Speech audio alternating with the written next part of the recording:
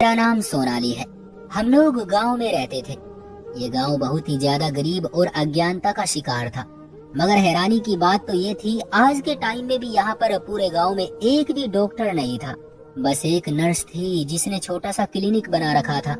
मेरी उम्र 18 साल हुई तो मेरे घर में शोर मच गया कि इस लड़की की शादी करवा दी जाए।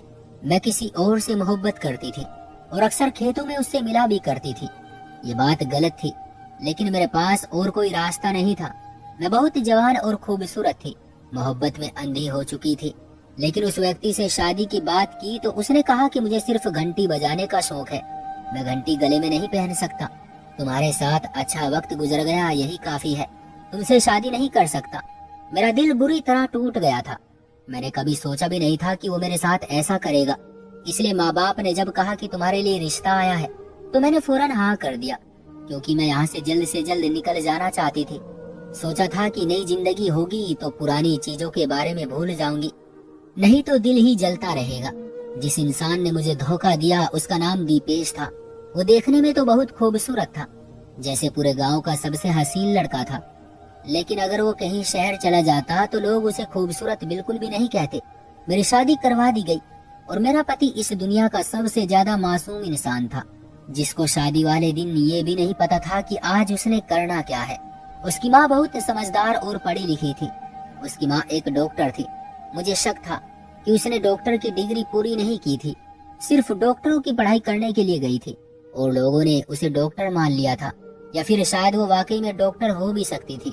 लेकिन मुझे ये बात अच्छी नहीं लगी, क्योंकि सास हो और फिर पढ़ी लिखी समझदार हो तो वो तो दो तरह की बातें सामने आती है, या तो आपको ज्यादा तंग करेगी और या फिर आपको ज्यादा तंग नहीं करेगी।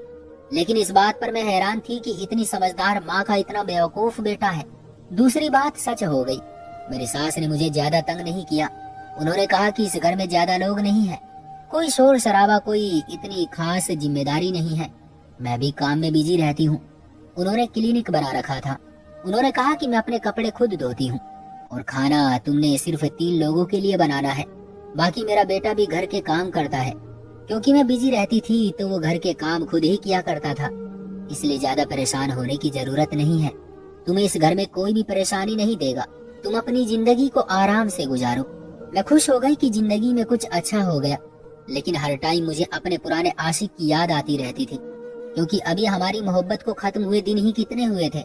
मैंने उसके साथ आखिरी हद भी पार की हुई थी, लेकिन मेरे पति को इस बारे में पता ही नहीं चला, क्योंकि वो बहुत ही बेवकूफ इंसान था। एक दिन तो मैं सुबह उठी तो मुझे कहने लगा कि मैं तुम्हारे लिए नाश्ता बनाकर लाता हूँ। मैं हैरान हुई कि शादी के शुरू के दिनों में तो लोग रोब जमाने के लिए अजीबोगरीब किस्म की हरकतें करते हैं, और ये मेरा पति कह रहा था कि मैं खुद तुम्हारे लिए नाश्ता बनाकर लाता हूँ। खैर, मुझे ये बातें अच्छी लग रही थी। कभी कभी शायद किसी बेवकूफ मर्द के साथ जिंदगी ज्यादा अच्छी गुजर जाती है, और कहते हैं कि बेवकूफ मर्द बहुत अच्छे पति साबित होते हैं। मेरी सास ने ठीक कहा था। इस घर में ज्यादा काम थे नहीं, काम खत्म हो जाते थे तो मैं बोर हो जाती थी। मुझे भी बचपन से पढ़ने लिखने का बहुत शौक था, और डॉक्टर बनना तो हर किसी का ख्वाब होता है, मगर मैं डॉक्टर नहीं बन पाई। इसलिए मुझे मेरी सास का काम बहुत ही दिलचस्प लगता था। एक दिन मैं घर के काम खत्म करके खाना बनाकर उनके क्लिनिक में चली गई। उन्होंने कहा कि यहाँ क्यों आई हो, तो मैंने कहा कि मैं घर में बैठे बोर हो रही थी, सोचा यहाँ बैठ जाती हूँ। मुझे भी डॉक्टर बनने का बहुत शौक था। उन्होंने कहा कि ठीक है, तुम यहाँ पर बैठ सकती हो, मेरे थोड़े बहुत काम भी कर देना, जो चीज मैं कहूँ मुझे पकड़ा देना। मैं बहुत खुश हुई। मैंने कहा कि हाँ ठीक है, मुझे तो ये करना बहुत अच्छा लगेगा। उनके पास 2-4 मरीज आए, कुछ औरतें भी आई। वैसे यहाँ के लोग बड़े ही कम अक्ल और अनपढ़ थे। उनको तो अपना मसला यानी बीमारी के बारे में बताना भी नहीं आ रहा था। थोड़ी देर के बाद जब शाम हो गई तो एक अजीब सा व्यक्ति दाखिल हुआ, जो बहुत ही ज्यादा जवान और खूबसूरत था।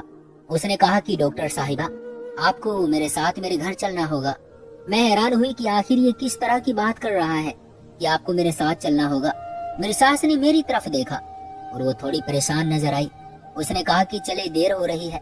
मेरी सास ने कहा कि उसकी माँ बीमार है, बिस्तर पर पड़ी है, क्लिनिक नहीं आ सकती, इसलिए मैं उनको देखने के लिए उसके घर जा रही हूँ। तुम खाना खा लेना, अगर मुझे देर हो जाए तो मैं आधे घंटे तक वैसे वापस आ जाऊंगी। मैंने कहा कि ठीक है। वो उस व्यक्ति के साथ चली गई। वो शख्स मेरी सास को अजीब नजरों से देख रहा था। और इस तरह से मेरी सास को वहाँ से लेकर गया जैसे मेरी सास पर उसका कोई हक हो। ये बात सिर्फ महसूस हुई, शायद ये मेरा वहम भी था, लेकिन वो बड़े ही तरीके से मेरी सास को वहाँ से लेकर गया था, जैसे पति मायके आकर अपनी पत्नी को कहता है कि चलो घर चलो, घर नहीं जाना क्या, घर अकेला है। मुझे ये बात बहुत अजीब लगी। मैं क्लिनिक से वापस आ गई और आकर अपने काम में बिजी हो गई। शाम को मेरा पति घर आया चाय पीने के लिए। वो चाय पीने के लिए आया करता था। उसने कहा कि मम्मी कहाँ है? मैंने कहा कि किसी मरीज को देखने गई है। मेरे पति ने कहा कि आज रात को मैं देर से आऊंगा, इसलिए अभी तुम्हें आकर बता दिया है। तुम अपना ख्याल रखना, खाना खा लेना, मेरा इंतजार मत करना। मैंने कहा कि ठीक है और मेरा पति चला गया। मम्मी ने कहा था कि आधे घंटे में वापस आ जाऊंगी, लेकिन अभी तक वापस नहीं आई थी। मैं परेशान हो रही थी क्योंकि उनका फोन भी इधर ही पड़ा था। पति ने कहा था कि काम में बिजी हूँ, इसलिए उसको तंग नहीं करना चाहती थी। वो वैसे भी क्या कर सकता था, लेकिन ये मामला तो कुछ ज्यादा ही गंभीर हो गया। अपनी सास का इंतजार करते करते मेरी आंख लग गई।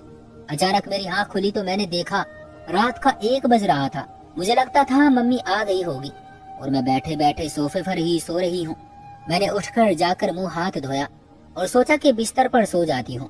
उसके कमरे की लाइट ऑफ थी। मुझे लगा कि वो सो रही है, लेकिन अचानक मैंने सोचा कि चेक कर लूं एक बार। जब कमरे में गई तो वो कमरे में नहीं थी। मैं हैरान हुई कि क्या वो अभी तक वापस नहीं आई थी। थोड़ी देर के बाद वो घर में दाखिल हुई। उनका अंदाज ऐसा था जैसे चोरी चोरी आ रही है, लेकिन मैंने उनको देख लिया। मैंने कहा कि इतनी देर लगा दिया आपने। मैं तो परेशान हो गई थी। मैंने उनको ये नहीं बताया कि दरअसल मैं सो रही थी।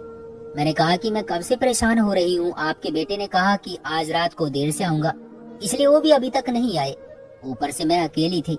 मेरी सास ने कहा कि मरीज को देखने गई थी, लेकिन अचानक उसकी तबीयत बहुत ज्यादा खराब हो गई। अभी उसके घर वाले बड़े परेशान थे। बूढ़ी सी औरत है, बेचारी मरने वाली है, लेकिन उसके घर वाले उससे बहुत प्यार करते हैं, इसलिए परेशान हुए पड़े थे। जब तक उसकी हालत नहीं संभली तो मैं नहीं आई। अब डॉक्टर के साथ तो ऐसा ही होता है, मरीज के लिए बड़ी कुर्बानियां देनी पड़ती है और डॉक्टर की कोई छुट्टी भी नहीं होती। मैंने कहा कि आप तो बहुत अच्छा काम कर रही हैं। मेरी सास जाकर अपने कमरे में बैठी और नहाने चली गई और सुबह देर से जागी। जाहिर है इतनी देर से आई थी, लेकिन मुझे जल्दी जागना पड़ गया क्योंकि मेरे पति ने सुबह काम से जाना था। उस घर में बाकी सब कुछ ठीक चल रहा था, लेकिन हफ्ते बाद फिर ऐसा हुआ कि वही आदमी आया और मेरी सास को अपने घर पर ले गया। इस दफा भी मेरी सास आधी रात को वापस आई और फिर आकर उन्होंने यही बहाना किया कि मरीज की तबीयत ज्यादा खराब हो गई थी। लेकिन इस दफा मैंने देखा कि मेरी सास के हाथों पर कुछ अजीब सी चिकनाहट लगी हुई थी, जबकि ये सर्दियों का मौसम नहीं था कि उन्होंने हाथों पर कोई क्रीम लगाई हो। मैंने कहा कि ये क्या लगा हुआ है, तो उन्होंने कहा कि वो मरीज को अजीबोगरीब तरह के जख्म निकले हैं, उसके जख्मों से पीप निकलती है, शायद वही मेरे हाथ पर लग गई है। मुझे ये सुनकर बहुत अजीब लगा। मैंने कहा कि आप जल्दी से हाथ धो लें। उन्होंने कहा कि नहीं, मुझे तो नहाना है, मुझे खुद अपने आप से बड़ी घिन आ रही है। वो नहाने चली गई। इस घर में रहते हुए काफी वक्त हो चला था और एक बात मेरी आंखों के सामने आ गई थी कि मेरी सास की एक अजीब सी रूटीन थी, जिसके बारे में मैंने अब अच्छी तरह देख और समझ लिया था और मैं उस नतीजे पर पहुंच गई थी कि उनकी यही रूटीन थी कि हफ्ते में 2-3 दफा वही व्यक्ति उनको लेने आता कि घर आ जाए। मरीज की हालत बहुत खराब है और मेरी सास आधी रात को वापस आती। जब वापस आती तो उनके हाथों पर अजीब सी चिकनाहट और सफेद रंग की कोई चीज भी लगी होती थी और उसके बाद वो कहती थी कि मैं नहाने जा रही हूँ। मुझे बिल्कुल भी समझ नहीं आ रहा था कि ये क्या हो रहा है। मैंने अपने पति से बात करने के बारे में सोचा। अब मैंने उसको ये बताया कि मम्मी आधी रात को वापस आती है, तो वो हैरान हो गया। उसने कहा कि आधी रात को वापस आती है, तुम मुझे आज बता रही हो? मैंने कहा कि मरीज के लिए जाती है और मरीज की तबीयत का क्या पता होता है। उसने कहा कि बेशक मरीज के लिए जाती है, अब क्या हम लोग वहीं पर बैठे रहेंगे? माँ है मेरी, कल को ये बात लोगों को पता चली तो वो क्या कहेंगे? वैसे तो मेरा पति बेवकूफ सा मर्द था, पर इज्जत के मामले में मर्द मर्द ही होता है। उसने कहा कि तुम्हें ये बात मुझे पहले बताना चाहिए थी, मैं मम्मी से बात करता हूँ। मैंने कहा कि ये जुल्म न करना, नहीं तो उनको पता चल जाएगा कि मैंने तुम्हें ये बात बताई है और मैं सास बहू का रिश्ता खराब नहीं करना चाहती। उसने कहा कि सास बहू का रिश्ता गया भाड़ में, ये कोई नॉर्मल बात थोड़ी है।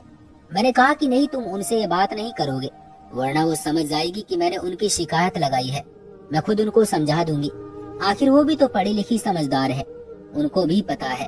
तो मेरे पति ने कहा कि अगर इतनी बड़ी समझदार होती तो इस तरह की हरकतें न कर रही होती। लेकिन खैर, तुम खुद ही उनसे बात कर लो, क्योंकि अगर मैंने बात की तो मेरा तरीका और होगा, क्योंकि मुझे तो इस बात पर बहुत ज्यादा गुस्सा आ रहा है। मैंने अपने पति को संतुष्ट कर दिया और वो अपने काम पर चला गया। मैं तो बीच में फंस गई थी। अब मुझे अपनी सास को ये बात समझानी थी कि आप इस तरह रात को न जाया करें, आपके बेटे को बुरा लगता है। अपनी सास से बातों बातों में पूछा कि इस औरत को मसला क्या है, तो उन्होंने कहा कि वो औरत एक दफा गिर गई थी, उसकी रीढ़ की हड्डी में कोई मसला बन गया है, जिसकी वजह से वो बिस्तर से उठ नहीं सकती।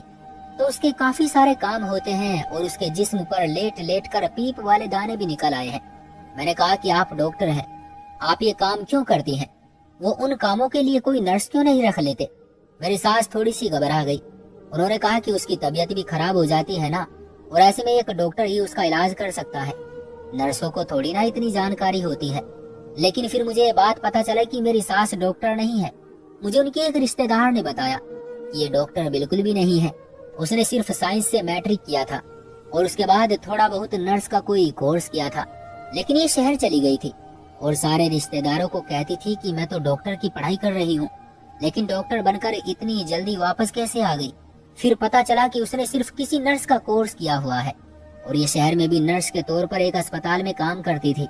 हमें उसकी तस्वीर भी दिखाई गई थी। ये कोई डॉक्टर नहीं है, लेकिन ये छोटा सा गांव है ना, यहाँ पर तो इस तरह की बातों पर कोई ध्यान नहीं देता, लेकिन कल को ये पकड़ी जा सकती है, क्योंकि ये डॉक्टर बिल्कुल भी नहीं है।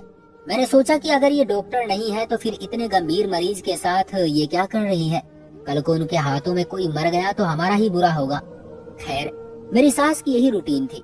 मैंने उनको समझाने की कोशिश की। मैंने उनको कहा कि आप इस मरीज को छोड़ दें, उसका शायद आखिरी टाइम चल रहा है। अगर मर गई तो सब कहेंगे कि आपकी वजह से मरी है और आपका नाम बदनाम हो जाएगा। उन्होंने कहा कि नहीं, उनके घर वालों को पता है कि ये वैसे भी मरने वाली है और बहुत ही ज्यादा अमीर लोग हैं, बहुत बड़ा घर है उनका, अच्छे पैसे देते हैं। मुझे 2 से 4 घंटों के इतने अच्छे पैसे मिल जाते हैं तो बुरा क्या है? तुम्हारा पति यूं तो दुकान पर चला जाता है, लेकिन पैसे वो इतने नहीं लेकर आता। ये घर मेरे पैसों से चलता है। उन्होंने तो मुझे ताने देना शुरू कर दिए। उन्होंने कहा कि तुम भी कौन सी पढ़ी लिखी हो कि तुम ही कोई नौकरी कर लो, तो फिर मैं ये काम छोड़ देती। मैं दिल ही दिल में सोचने लगी कि आप कौन सी पूरी तरह से असली डॉक्टर हैं, झूठ ही तो बोल रही हैं लोगों के साथ।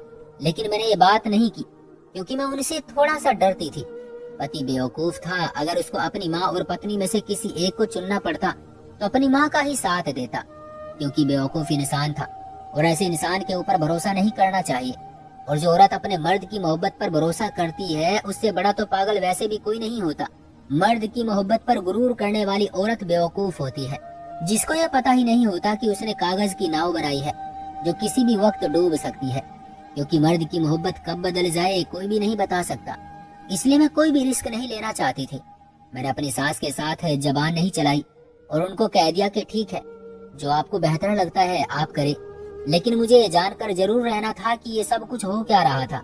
ये जानने का एक तरीका था कि मैं अपनी सास का पीछा करती।